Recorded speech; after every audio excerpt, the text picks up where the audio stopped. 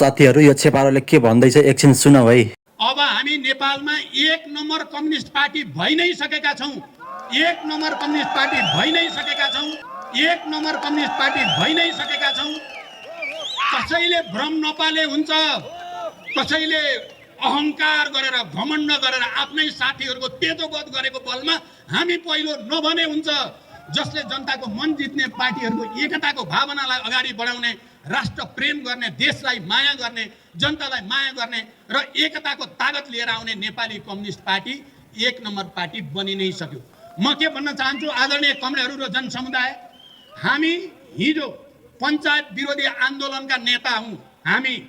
हामी हिजो सामन्ती निरङ्कुशतन्त्रका विरुद्ध लडाइँमा त्यसको नेतृत्व गर्ने प्रमुख धारा हौँ हामी। साथीहरू हेर्नुहोस् त, यो छेपारोले अझै पनि नेपाली जनताहरूलाई बेकुफ बनाउन खोज्दैछ। अझै पनि चिल्ला भाषण गरेर नेपाली जनताहरूमा भ्रम फैलाउन खोजिरहेको छ। अझै पनि आफ्नै पार्टी राम्रो, अरू त खतम छ, अरूले त केही गर्नै सक्दैन भनेर अझै पनि नेपाली जनतालाई बेकुफ बनाउन खोज्दैछ। तर नेपाली जनताहरू सचेत भइसकेका छन्। अब कुन पार्टीलाई दिँदा देश राम्रो हुन्छ, उज्जवल हुन्छ भन्ने कुरा बुझिसकेका छन्। यो मान्छेले अझै पनि भोट पाउँछु कि, अझै पनि देश सञ्चालन गर्न पाउँछु कि भनेर भोट कमाउनका लागि अझै पनि भ्रम फैलाइरहेको छ। आफू एकदमै राम्रो हो, आफ्नो पार्टी एकदमै राम्रो छ भन्ने भ्रम फैलाउन खोजिरहेको छ।